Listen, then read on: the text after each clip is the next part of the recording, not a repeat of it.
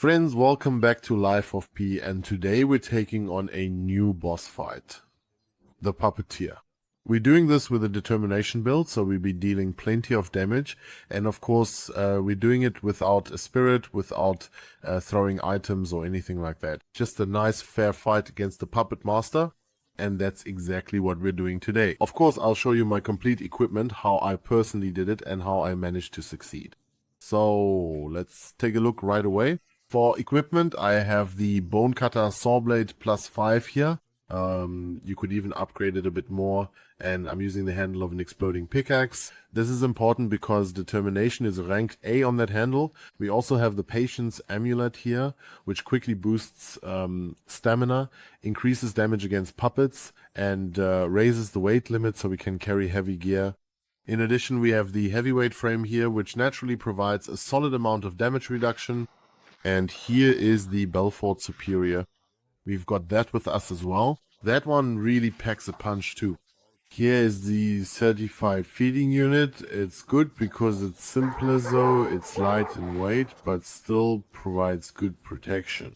Yeah folks, and that's the equipment so far. Of course, I also have the Pandemonium plug with me. You'll see why in just a moment. It's actually quite useful as a Legion weapon, and with it we can poison the boss really well, especially in the early phase, which is great because the boss takes a lot of damage then. Alright, let's get started folks. Let's stretch quickly one more time, then off we go on this wild ride to the boss. And yeah friends, here we go. Feel free to give a thumbs up or subscribe. I'd really appreciate it. Now we're just going to head into the boss fight, take him down real quick, and I'll show you how the whole thing works. As I said, this build is focused on damage, so really hitting hard, dealing lots of damage.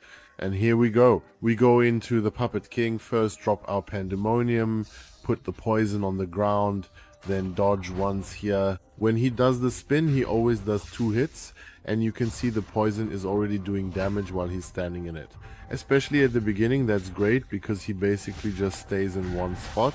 And of course we're not using our electric grindstone just yet. He's actually weak to electricity, but first we put the Pandemonium poison on the ground here to deal some damage. Especially when he freaks out for the first time, make sure to hit him with Pandemonium again and you'll see it. He's already taken a good amount of damage. If you did it perfectly, he'll even be completely poisoned for a while. So really good. Now we attack with our weapon, which of course has decent range. But above all, we now have to watch out for his attacks. When he does that, it's best to back off at first and wait a bit. What is he even doing? You can actually dodge his strike and spin attack pretty well. That's really not a problem, and we managed that quite well.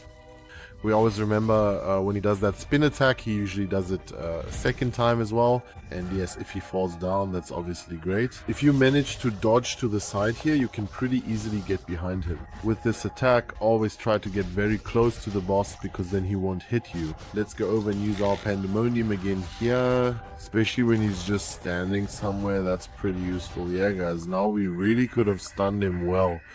Unfortunately, I still managed it, didn't I? Well, no, it was just barely not enough.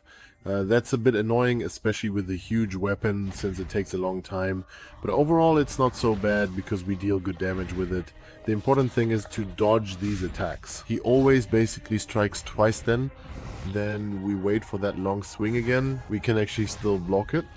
And yeah, especially when he does that, big move, we can of course roll through it really well. Just always be a bit careful there, because we can still hit him there. But he always follows up with another strike. That's why you have to pay attention there. When he does that, he almost always does it twice. So the second time you can go ahead and land 2 or 3 hits and then back out again. Yeah, it's important that before you finish him off completely, you sharpen your weapon again. That's really important because we'll need a fully sharp weapon for the next round, so to speak. I have to admit, I didn't do it perfectly here either. I've managed to do it much better before. But yeah, it's not that big of a deal because the next round actually isn't that hard. At first it might seem that way, but it's actually pretty easy because here when he attacks we can just step to the side and always land at least 2 solid hits before backing out again. That's exactly what we're waiting for the whole time. So we're not attacking wildly, just moving to the side at first. When he does that 2-hit combo, we can also land 2 hits. Those are the 2 moves we're basically waiting for the whole time. So we're waiting for him to circle around us and attack from above so we can dodge, and he does that jumping attack, because then we can step out, land 2 hits, or when he does that 2-hit combo on the ground, we can of course also attack. There's the jumping attack, hit him twice, dodge, and he definitely can't hit us there. So if we do it right, 2 hits and then dodge immediately, he can't reach us, and we can always land 2 hits. So this fight is actually pretty simple. The only thing you really need to watch out for is his special attack, but we'll get to that in a moment. When he's stunned like that, don't let it fool you. He snaps back to normal really quickly, so don't just rush in and start attacking. Really wait for his jumping attack here and then land 2 hits, or maybe even his special.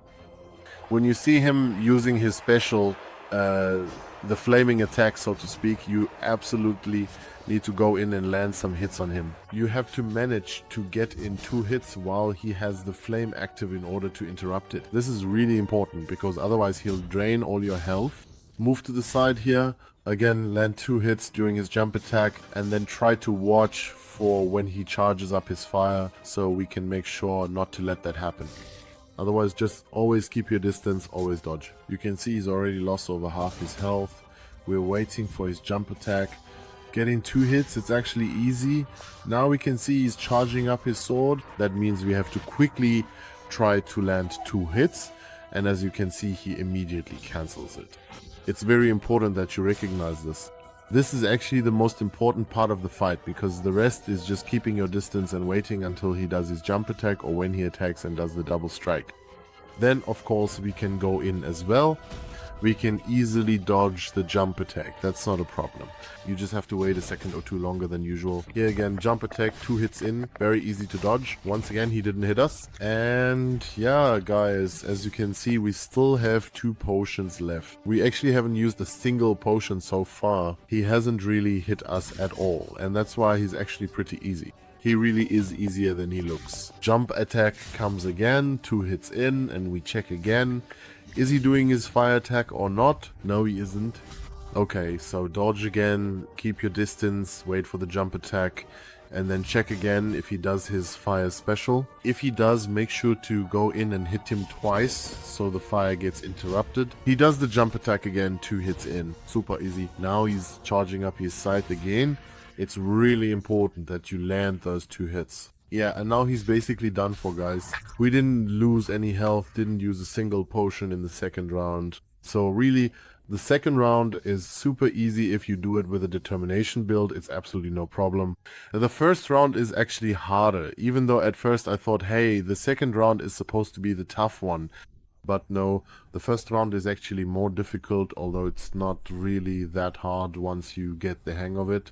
Yeah, folks, that was the boss guide. It's actually pretty straightforward, even without a spirit. In the second round, we didn't get hit a single time, as far as I remember. We still had all the potions from before, so the second round was pretty easy. Yeah, folks, that's how I did it. If you have any questions about it, feel free to write them in the comments. Leave a thumbs up or even subscribe. You can find all the Lies of P guides on the channel, folks, and I look forward to seeing you next time. Take care, adios, and ciao ciao.